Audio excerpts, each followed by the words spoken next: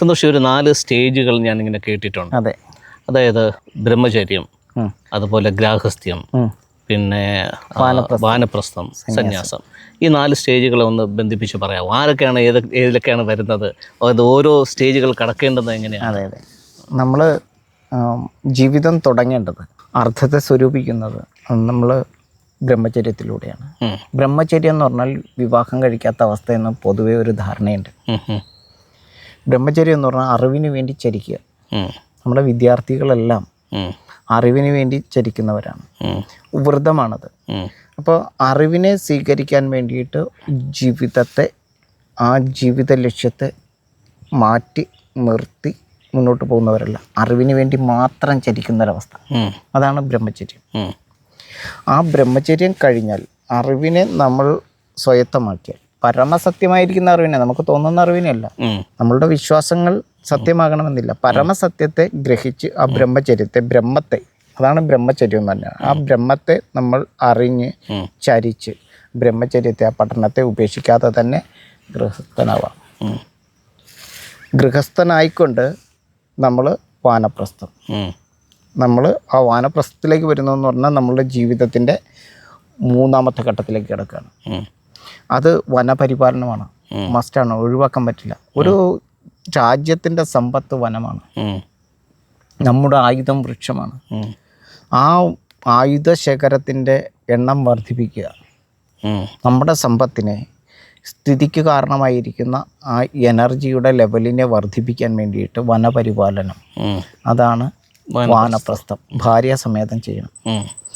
ആ ഭാര്യാസമേതം വാനപ്രസ്ഥം കഴിഞ്ഞാൽ ഇതിൽ നിന്നും കിട്ടുന്ന പ്രാക്ടിക്കലായിട്ടുള്ള ആ അറിവിനെ, ആത്മീയ തലത്തിലുള്ള മുഴുവൻ ജ്ഞാനത്തെയും പരമസത്യത്തെയും ആ ബ്രഹ്മചര്യ വ്രതത്തിലൂടെ നേടിയ, ഗൃഹസ്ഥനായിരുന്ന അവസ്ഥയിലും വാനപ്രസ്ഥത്തിലും നേടിയ മുഴുവൻ അറിവിനെയും, ആ സമ്പാദ്യത്തെ മുഴുവൻ ന്യസിച്ചുകൊണ്ട്, നിക്ഷേപിച്ചുകൊണ്ട്, ഉപേക്ഷിക്കുക എന്നല്ല അർത്ഥം, ന്യസിച്ചുകൊണ്ട്, നിക്ഷേപിച്ചുകൊണ്ട് നമ്മൾ സന്യാസം എന്ന് വെച്ചാൽ ആ സ്വത്തിനെ മുഴുവൻ സർവ്വതും ന്യസിക്കുന്ന, നിക്ഷേപിച്ചുകൊണ്ട് ഈ മണ്ണിലേക്ക് മായുന്ന അവസ്ഥ, ജീവനെ തന്നെ അടുത്ത തലമുറയ്ക്ക് വേണ്ടിയിട്ട് ത്യജിക്കുന്ന അവസ്ഥ, അതാണ് സന്യാസം. അതാണ് സന്യാസം, 4ാമത്തെ അവസ്ഥ.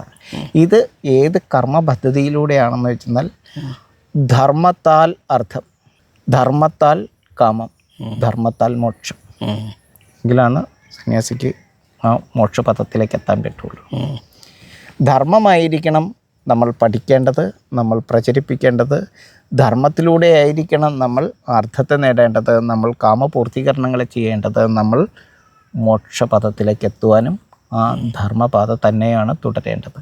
ഇങ്ങനെ 4 പദ്ധതികളിലൂടെ, ചതുരാശ്രമ സംവിധാനത്തിലൂടെ ഭാരതീയർ ലോകത്തിന് വേണ്ടിയിട്ട് സപ്തഭൂഖണ്ഡങ്ങളെയും സമുദ്രോപരിതലത്തിൽ ഉയർത്തി നിർത്തി, വൈഷ്ണവ ശക്തിയായിട്ട് 7 ദ്വീപുകളെ ഉയർത്തി നിർത്തുവാൻ നമ്മൾ സപ്താക്ഷരി മന്ത്രം ഉരുവിട്ടുകൊണ്ട് ഈ വൈഷ്ണവ ആരാധനയിലൂടെ, ഈ വൃക്ഷലോക ആരാധനയിലൂടെ ആ വൈഷ്ണവ ശക്തിയുടെ അവതാരമായിട്ട് നരൻ നാരായണനായിട്ട് ജീവിക്കുന്നു. മാധവസേവ മാനവസേവയായി കണ്ടുകൊണ്ട് ഈ നരൻ, ജ്ഞാനിയായിട്ടുള്ള ഈ മനുഷ്യൻ മഹാവൃക്ഷ പ്രകൃതിക്കൊപ്പം ചേരുന്നു, ചതുർബാഹുവായി തന്നെ.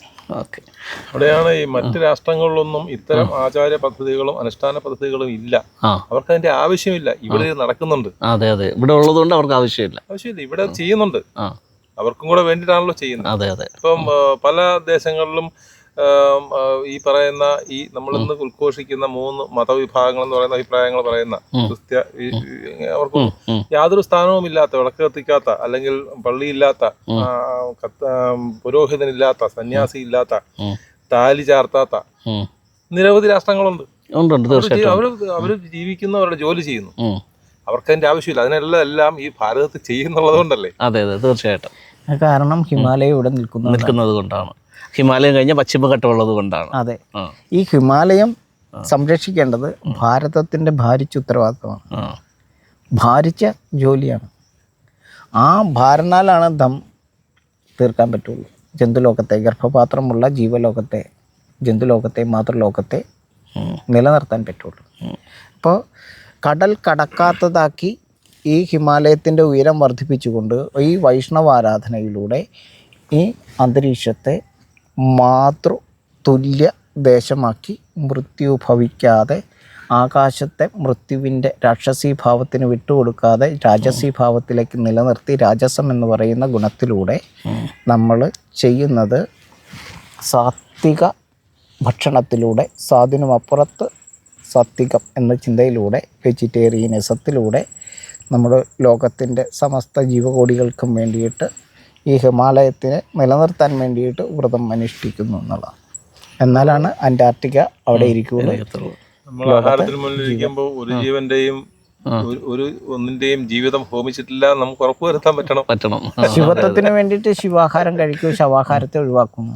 ശ്രീനാരായണ ഗുരുവും പറഞ്ഞ ഏക കാര്യം ശവക്കറി ഒഴിവാക്കുന്നു. നമ്മൾ ഈ ഒരു രീതിയിലേക്ക് വരുമ്പോഴാണ് മനുഷ്യൻ എന്ന് പറയുന്നൊരവസ്ഥയിൽ നമുക്ക് ചിന്തിക്കാൻ പറ്റുള്ളൂ. ഓക്കെ, ഇതുമായിട്ട് അനുബന്ധമായിട്ട് കേട്ടിട്ടുള്ളതാണ് ഇപ്പം നമ്മൾ ഈ സ്കൂൾ പിള്ളേർക്കൊക്കെ യൂണിഫോം ധരിക്കുന്നത് പോലെ, ഇന്ന സ്കൂളിൽ ഇന്ന യൂണിഫോം, ഇന്ന സ്കൂളിൽ യൂണിഫോം. അപ്പോൾ യൂണിഫോം കാണുമ്പോഴത്തേക്കും ഇത് ഇന്ന സ്കൂളിലെ കുട്ടികളാണെന്ന് തിരിച്ചറിയാൻ പറ്റുന്നത് പോലെ ഈ ഒരു സന്യാസത്തിലേക്ക് വരുമ്പോൾ കറുപ്പ്, അത് കഴിഞ്ഞിട്ട് വെളുപ്പ്, അത് കഴിഞ്ഞിട്ട് കാവി, അപ്പോൾ ഇതൊക്കെ ഓരോ ഗ്രേഡുകളായിട്ട് ഇങ്ങനെ പറഞ്ഞു കേട്ടിട്ടുണ്ട്. ഇതിൻ്റെ സത്യാവസ്ഥ എന്താ?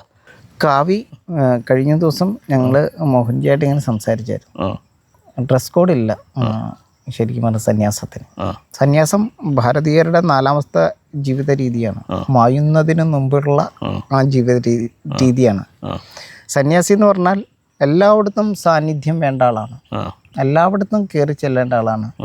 അദ്ദേഹം രോഗം ഭവിക്കാതിരിക്കാൻ, രോഗം പകർത്താതിരിക്കാൻ, രോഗദ്വയങ്ങൾ പിടിമുറുക്കാതിരിക്കാൻ ഗൈരം മുഖ്യ ചന്ദനപ്പുടവ ഉടുക്കും.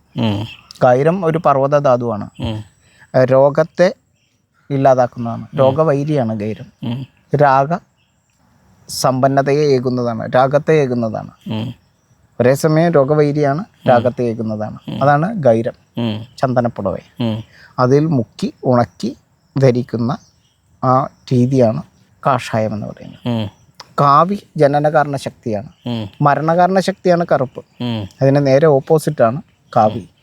ജീവനെ ജനിപ്പിക്കുന്നതിന് കാരണമായിരിക്കുന്ന വർണ്ണം സൂര്യൻ്റെതാണ്. ജീവനെ ജനിപ്പിക്കുന്ന ശക്തിയും അഗ്നിയുടേതാണ്. അഗ്നിയുടെ വർണ്ണം കാവിയാണ്. ആ കാവി നമുക്ക് ധരിക്കുമ്പോൾ നമുക്ക് പുതിയൊരു ഊർജം നമ്മളുടെ ശരീരത്തിലും ചുറ്റുമുള്ളവർക്കും അത് അനുഭവിക്കാൻ കഴിയും. ആ കാവിയിലേക്ക് ഗൈരവും കൂടി ചേർത്ത് കഴിഞ്ഞാൽ അതൊരു കാവലായി, ഒരു കഷായമായിട്ട് നിൽക്കും. അപ്പോൾ ആരോഗ്യത്തിന് വേണ്ടിയിട്ടുള്ള ഒരു രോഗം വരാതിരിക്കാനുള്ള ഒരു കഷായമാണ് കഷായം, ഒരു കാവലാണ് കാവി.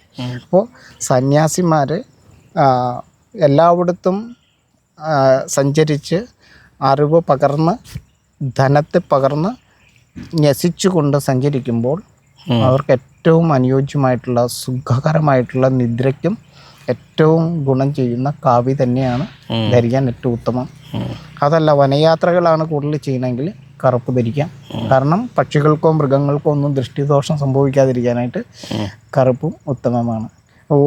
എല്ലാവർക്ക് ചൂട് കൂടിയ അന്തരീക്ഷങ്ങളിൽ ശുഭ്രമായിട്ടുള്ള വസ്ത്രങ്ങൾ ധരിക്കാം. അപ്പോൾ ഓരോ രാജ്യത്തിൻ്റെയും കാലാവസ്ഥയ്ക്കനുസരിച്ചിട്ടാണ്, കാറ്റിൻ്റെയും ഗതിക്കനുസരിച്ചിട്ടാണ് വസ്ത്രധാരണം. അപ്പോൾ കാറ്റും കാലാവസ്ഥയും ഋതുഭേദങ്ങളും ഒക്കെയാണ് നമ്മൾ ആചാരങ്ങളെയും അനുഷ്ഠാനങ്ങളെയും എല്ലാം ചിട്ടപ്പെടുത്തുന്നതിന് കാരണം മതചിന്തയല്ല. അപ്പോൾ അങ്ങനെയാണ്. പഞ്ചാബിലെ വസ്ത്രമല്ലല്ലോ കേരളത്തിൽ. അല്ല, ഡൽഹിയിൽ പോയാൽ മറ്റൊന്നാണ്, ആസാമിൽ വേറൊന്നാണ്, രാജസ്ഥാനിൽ പോയാൽ മറ്റൊന്നാണ്. അപ്പോൾ എങ്ങനെയാണോ കാറ്റും കാലാവസ്ഥയും അതിനനുസരിച്ച്, തമിഴ്നാട്ടിലൊരു ഭാഗത്തിലേക്ക് പോയാൽ 2 അറ്റവും കൂട്ടി തയ്ച്ച് മുണ്ടെടുക്കുന്നവരൊക്കെ കാറ്റ് ചുറ്റിയാണ് സഞ്ചരിക്കുന്നത്.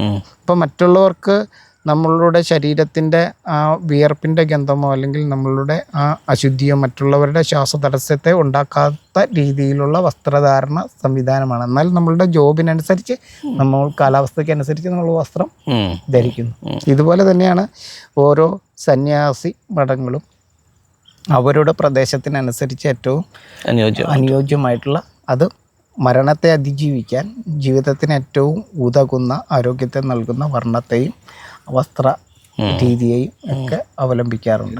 തിരിച്ചറിയാൻ വേണ്ടി അങ്ങ് പറഞ്ഞതുപോലെ തിരിച്ചറിയാൻ വേണ്ടിയാണ് ഇപ്പൊ തിരിച്ചറിയാൻ വേണ്ടിയാണ് ഉപയോഗിക്കുന്നത്. മറ്റേ അതല്ല, അങ്ങ് ധരിക്കുന്ന വസ്ത്രത്തിലും ബട്ടൺസ് ഇരിക്കുന്നത് ഏത് സൈഡിലായിരിക്കും? റൈറ്റ് സൈഡിലാണ് ബട്ടൺസ് വയ്ക്കുക, ലെഫ്റ്റ് സൈഡിലാണ് ഹോൾഡർ. പോക്കറ്റ് ഇരിക്കുന്ന ഇടത് സൈഡിലായിരിക്കും. അതെ. കാരണം ഇത് തിരിച്ചു വെച്ച് കഴിഞ്ഞാലുള്ള സംഭവം എന്ന് പറഞ്ഞാൽ ഈ പോക്കറ്റിൽ കിടക്കുന്ന ഒന്ന് ഇപ്പുറത്തെ പോക്കറ്റെങ്കിൽ സുരക്ഷിതമല്ല. മനസ്സിലായോ? കാറ്റ് വായുകോണിൽ നിന്ന് അഗ്നികോണിലേക്കാണ്. അപ്പോൾ ഞാൻ തിരിച്ചാണ് ബട്ടൺസ് പിടിപ്പിച്ചിരിക്കുന്നതെങ്കിൽ ഞാനൊന്ന് വേർത്ത് കഴിഞ്ഞാൽ എപ്പോഴും നമ്മൾ ശുദ്ധമായിരിക്കില്ല. അതെ. ഞാനൊന്ന് വേർത്ത് കഴിഞ്ഞാൽ അങ്ങക്ക് ആ വേർപ്പിൻ്റെ ദുർഗന്ധം അങ്ങക്ക് ശ്വാസതടസ്സം ഉണ്ടാക്കും. ഹൃദയം അവിടെ ശ്വസിക്കാനായിട്ട് ഒരു ബുദ്ധിമുട്ടുണ്ടാകും. അപ്പോൾ ആ സൗഹൃദത്തിന് 100% ഹൃദയത്തിൻ്റെ പ്രവർത്തനത്തെ സപ്പോർട്ട് ചെയ്യാൻ വേണ്ടിയിട്ട് ഞാൻ ഇതേ രീതിയിലാണ് ബട്ടൺസ് വെക്കേണ്ടത്. അതെ. ഞാൻ വലത്തൂടാണ് മുണ്ടെടുക്കേണ്ടത്. ഇടത്തൂടാകുമ്പോഴത്തേക്ക് ഈ കാറ്റിൻ്റെയും കാലാവസ്ഥയുടെയും ഗതിക്കനുസരിച്ച് നമ്മളുടെ ഉള്ളിലൂടെയാണ് കാറ്റ് സഞ്ചരിക്കുക. അപ്പോൾ അങ്ങനെ വരുമ്പോഴത്തേക്കുമാണ് നമ്മൾ ഇതൊന്നും ശാസ്ത്രീയത വിട്ടിട്ടല്ല ഇതിൻ്റെയൊക്കെ. ടിബറ്റിലെ ആളുകൾ ഹിമാലയത്തെ പ്രദക്ഷിണം ചെയ്യുകയല്ല, ഇടം വെക്കുകയാണ് ചെയ്യുന്നത്, ഇവിടെ വലം വെക്കുകയാണ്. അപ്പോൾ ഓരോ സ്ഥലത്തും ഓരോ ജീവിത രീതികളാണ്, അത് കാലാവസ്ഥയ്ക്ക് അനുസരിച്ചിട്ട്. ഓക്കെ. അപ്പോൾ അത് മനസ്സിലായി. നമ്മൾ മുടി ചീവുന്നത് വലത്തേക്ക് മുടി ചീവുന്നത്, ഇപ്പുറത്തേക്ക് ചീവച്ചിരിക്കില്ല. അത് ഏത് മതത്തിൽപ്പെട്ട ആളായതുകൊണ്ടല്ല, കാറ്റിൻ്റെ സഞ്ചാരം അങ്ങനെയാണ്.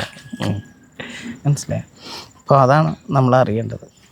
നമ്മളുടെ ആഹാരവും നീഹാരവും നമ്മളുടെ നിദ്രയും എല്ലാം ആചരണ പദ്ധതികളും എല്ലാം ശാസ്ത്രീയമാണ്. അതിലെ ശാസ്ത്രീയത നമുക്ക് നഷ്ടപ്പെട്ടത് കൊണ്ടാണ് നമ്മളിന്ന് ഇതിൻ്റെ അർത്ഥം അറിയാതെ അനർത്ഥത്തിലേക്ക് ചെന്ന് കൂപ്പുകുത്തുന്നത്. പട്ടം കണക്കെ പോകുന്നു. അതെ.